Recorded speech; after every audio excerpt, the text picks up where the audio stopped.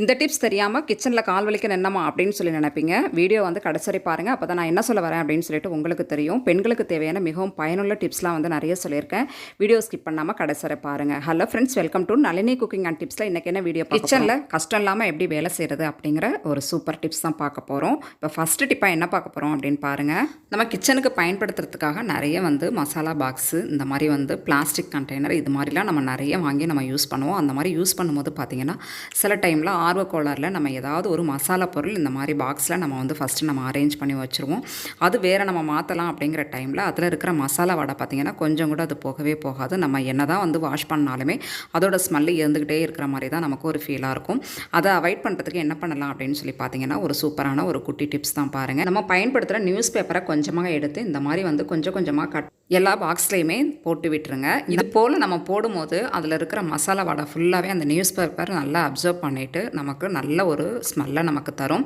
இதை வந்து நம்ம ஒரு நாள் ஃபுல்லாகவே அப்படியே நம்ம மூடி க்ளோஸ் பண்ணி வச்சிடலாம். அப்படி இல்லைனா குறைஞ்சது ஒரு 3 மணி நேரமாவது பார்த்திங்கன்னா நம்ம இந்த மாதிரி வந்து நியூஸ் பேப்பரை உள்ளே போட்டதுக்கப்புறமா நம்ம க்ளோஸ் பண்ணி வச்சுட்டு அதை ஓப்பன் பண்ணும்போது பார்த்திங்கன்னா அந்த மசாலா வடை எதுவுமே இருக்காது. அதுக்கப்புறமா நம்ம நல்லா வாஷ் பண்ணதுக்கு அப்புறமா பார்த்திங்கன்னா என்ன வேணாலும் நம்ம வந்து அதில் நம்ம ஸ்டோர் பண்ணி வச்சுக்க முடியும்.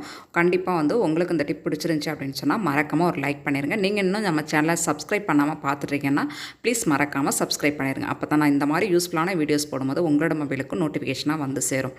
இப்போ அடுத்த டிப்ஸ் என்ன அப்படிங்கிறத பார்த்துடலாம். நம்ம சமையலுக்காக வந்து பெரிய வேலை செய்கிற மாதிரி நம்ம ஃபீல் பண்ணுறதே பார்த்திங்கன்னா அந்த பூண்டு வெங்காயம் உரிக்கிற ஒரு வேலையாக தான் இருக்கும். ஏன்னா பூண்டு வெங்காயம் வந்து ரொம்பவே வந்து குட்டி குட்டியாக இருக்கிறதுனால அதை உரிக்கிறதுக்கு ரொம்ப கஷ்டமாக நம்ம ஃபீல் பண்ணுறோம்.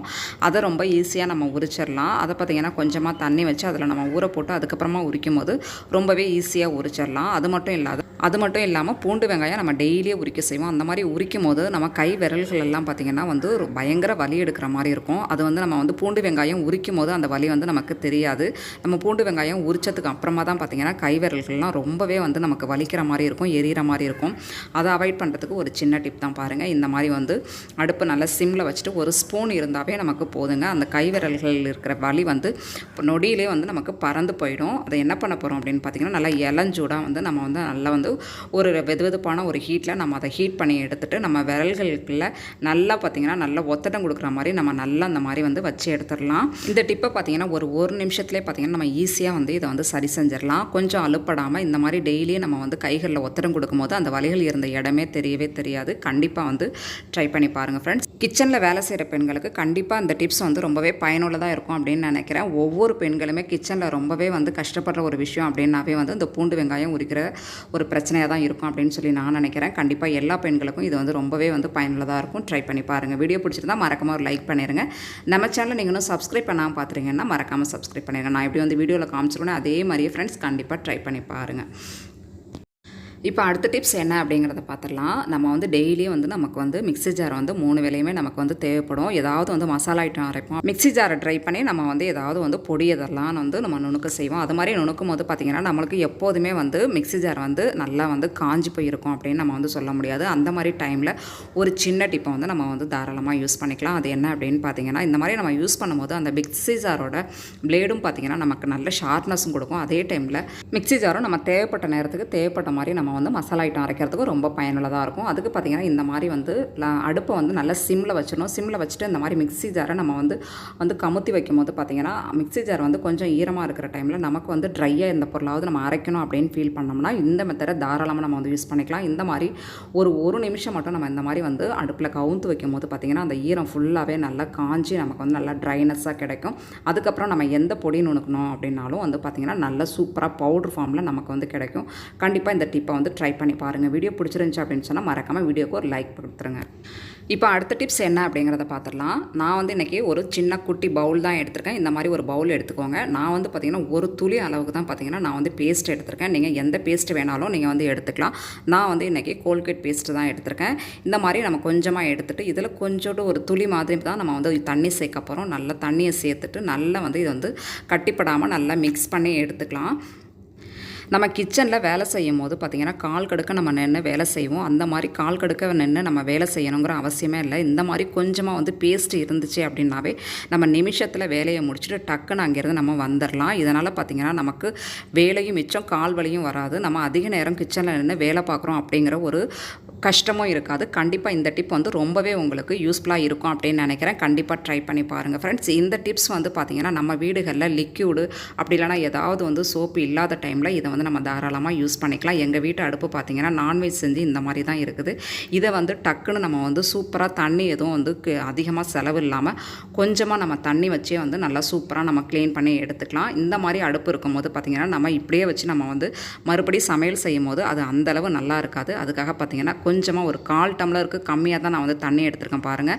இதை லைட்டாக வெதுவெதுப்பாக்கிட்டு நம்ம சூடான தண்ணியை இந்த மாதிரி அடுப்பு மேலே நம்ம லைட்டாகவே இந்த மாதிரி தெளித்து விடும்போது அந்த மேலே இருக்கிற அழுக்கு பிசுபிசுப்பு இது எல்லாமே நல்லா அந்த வெதுவெதுப்பான தண்ணியில் நல்லா ஊறி நம்ம க்ளீன் பண்ணுறதுக்கு பார்த்திங்கன்னா ரொம்பவே வசதியாக இருக்கும். அதனால் ஃபஸ்ட்டு நம்ம வந்து இந்த மாதிரி வந்து தண்ணியை நல்லா ஹீட் பண்ணிவிட்டு நம்ம கொஞ்சமாக வந்து தெளித்து விட்டுக்கலாம். நான் எப்படி வீடியோவில் காமிச்சிருக்கோனே அதே மாதிரி வந்து ட்ரை பண்ணி பாருங்கள் ஃப்ரெண்ட்ஸ். டெய்லியே நம்ம வந்து அதிகமான தண்ணி வச்சு நம்ம செலவு பண்ணும்போது நமக்கு தண்ணியும் வந்து வேஸ்ட்டாக செலவாகும். அதே டைமில் நம்ம கால் வலிக்க வந்து கிச்சனில் வேலை செய்கிறோம் அப்படிங்கிற ஒரு ஃபீல்னஸும் நமக்கு இல்லாமல் இருக்கும். அதுக்காக பார்த்திங்கன்னா இந்த மாதிரி நல்லா வந்து தெளிச்சுட்டு நல்லா காஞ்ச டவல் வச்சு அப்படி இல்லைனா ஒரு காஞ்ச டவல் நல்லா சுத்தமான டவலாக இருந்துச்சு அப்படின்னா இந்த மாதிரி ஃபஸ்ட்டு நம்ம தண்ணியை ஃபுல்லாகவே தொடச்சி எடுத்துடலாம். நம்ம சட்டுன்னு வேலை முடிக்கணும் அப்படின்னாவே இந்த மாதிரி வந்து லைட்டாக வெதுவெதுப்பான தண்ணியை வச்சு மட்டுமே நம்ம க்ளீன் பண்ணிவிட்டு நம்ம வந்து பட்ட வேலையை செஞ்சிடலாம். இதுவே நம்ம நான்வெஜ் செஞ்சோம் கொஞ்சம் வந்து பேட் ஸ்மெல்லாக இருக்குது அப்படிங்கிற டைமில் நம்ம இந்த மாதிரி வந்து லைட்டாக வந்து நம்ம வீட்டில் எந்த பொருளுமே இல்லை க்ளீன் பண்ணுறதுக்கு அப்படிங்கிற நம்ம டெய்லி யூஸ் பண்ணுற பேஸ்ட்டை வச்சே பார்த்திங்கன்னா வந்து நம்ம வந்து க்ளீன் பண்ணிடலாம். பேஸ்ட்டை வந்து நம்ம வீட்டில் இல்லை அப்படிங்கிற ஒரு சூழ்நிலையே நமக்கு ஏற்படாது. டெய்லி நம்ம ப்ரஷ் பண்ணுறதுனால பார்த்திங்கன்னா நம்மளுக்கு பேஸ்ட் வந்து கம்பல்சரி நம்மக்கிட்ட இருக்குதே ஆகும்.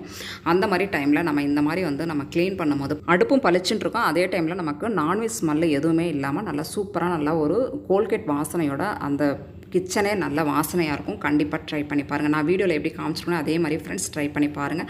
லைட்டாக அந்த கோல்கேட்டோட அந்த லிக்யூடை லைட்டாக நம்ம தெளிச்சுட்டு இந்த மாதிரி கைகள் விரல்களாலே நம்ம வந்து இந்த மாதிரி நல்லா தேய்ச்சி நம்ம க்ளீன் பண்ணும்போது பார்த்திங்கன்னா நல்லா பளிச்சுன்னு பளபளப்பாக இருக்கும். ஆல்ரெடி நம்ம வந்து தண்ணியை வச்சு நல்லா வந்து சூப்பராக வந்து நம்ம க்ளீன் பண்ணி எடுத்துட்டோம். இப்போ செகண்ட் டைம் இந்த மாதிரி பண்ணும்போது பார்த்திங்கன்னா நல்லா நம்ம கைகளாலே வந்து நம்ம நல்லா தேய்ச்சி எடுத்து விட்டலாம். இதுக்காக வந்து நம்ம ஸ்க்ரப்பரோ மற்றபடி எதுவும் நம்ம போட்டு தேய்க்கணும் அப்படிங்கிற அவசியம் கிடையாது. இந்த மாதிரி பார்த்திங்கன்னா நம்ம க்ளீன் பண்ணும்போது ரொம்பவே ஈஸியாக நம்ம வந்து க்ளீன் பண்ணி எடுத்துடலாம். அதுக்கப்புறமா இந்த மாதிரி காட்டன் கிளாத் வச்சு நம்ம நல்லா வந்து தண்ணியில் நல்லா புழிஞ்சு எடுத்ததுக்கப்புறமா இந்த மாதிரி ஒரு 2 டைம் நல்லா தொடச்சி எடுத்துட்டோம் அப்படின்னாவே அடுப்பு சூப்பராக நல்லா பளபளப்பாக இருக்கும். கண்டிப்பாக ட்ரை பண்ணி பாருங்கள். உங்கள் வீட்டில் எந்த பொருளுமே இல்லை க்ளீன் பண்ண அப்படிங்கிற டைமில் இந்த மெத்தடை நீங்கள் தாராளமாக யூஸ் பண்ணிக்கலாம். ரொம்பவே பயனுள்ளதாக இருக்கும் அப்படின்னு நினைக்கிறேன். இதனால் பார்த்திங்கன்னா நம்ம கிச்சனில் நல்லா கால் வலிக்க நின்று நம்ம வேலை பார்க்கணும் அப்படிங்கிற ஒரு அவசியமும் இருக்காது. ட்ரை பண்ணி பாருங்கள். வீடியோ பிடிச்சிருந்துச்சுன்னா மறக்காமல் ஒரு லைக் பண்ணிடுங்க. இப்போ பாருங்கள் நம்ம கோல்கேட்டை வச்சே வந்து நல்லா அடுப்பு வந்து நல்லா பலன்னு ஆக்கிட்டோம். இதே மாதிரி பார்த்திங்கன்னா உங்கள் வீட்லேயும் ட்ரை பண்ணி பாருங்கள். இப்போ நான் அடுத்த டிப்ஸ் என்ன அப்படிங்கிறத பார்த்துடலாம். நம்ம வீட்டில் வந்து வெங்காயம் தக்காளி இதெல்லாம் வந்து நம்ம கட் பண்ணி நம்ம சமையலுக்காக யூஸ் பண்ணுவோம். அந்த மாதிரி யூஸ் பண்ணும்போது நம்மளுக்கு அதிக டைம் எடுத்து நம்ம வந்து அதை வந்து வதக்க செய்கிற மாதிரி இருக்கும். அதுக்காக பார்த்திங்கன்னா ஒரு சின்ன டிப்ஸ் தான் பாருங்கள். நம்ம நார்மலாக இந்த மாதிரி வந்து நைஃப் வச்சு தான் நம்ம வந்து கட் பண்ணுவோம்.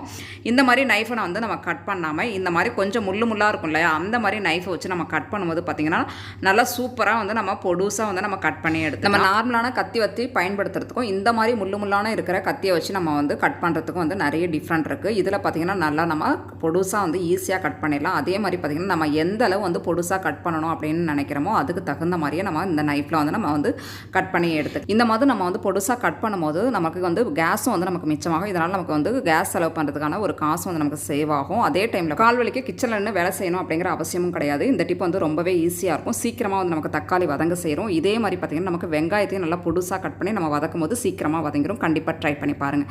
இந்த டிப்ஸ் வந்து எல்லா பெண்களுக்கும் ரொம்பவே யூஸ்ஃபுல்லாக இருக்கும் அப்படின்னு நினைக்கிறேன். உங்களுக்கு யூஸ்ஃபுல்லாக இருந்துச்சு அப்படின்னு நினச்சிங்கன்னா கண்டிப்பாக வீடியோக்கு ஒரு லைக் பண்ணிடுங்க. எல்லா பெண்களுக்கும் கிச்சனில் நின்று வேலை பார்க்கும்போது இந்த வெங்காயம் தக்காளி வதக்கிறது தான் பார்த்திங்கன்னா ரொம்பவே வந்து கஷ்டமான ஒரு வேலையாக இருக்கும் அப்படின்னு நான் நினைக்கிறேன். நீங்கள் எப்படி ஃபீல் பண்ணுறீங்க அப்படின்னு சொல்லிட்டு கண்டிப்பாக கமெண்ட் பண்ணுங்கள். எனக்கு ரொம்ப வந்து பயனுள்ளதாக இருந்துச்சு. உங்களுக்கும் பயனுள்ளதாக இருக்கணும் அப்படிங்கிறதுக்காக உங்கள் கூட நான் ஷேர் பண்ணியிருக்கேன். கண்டிப்பாக ட்ரை பண்ணி பாருங்கள். ஃப்ரெண்ட்ஸ், நம்ம சேனலை நீங்களும் சப்ஸ்கிரைப் பண்ணாமல் பார்த்துட்டீங்கன்னா மறக்காம லைக் பண்ணிவிட்டு சப்ஸ்கிரைப். தேங்க்யூ.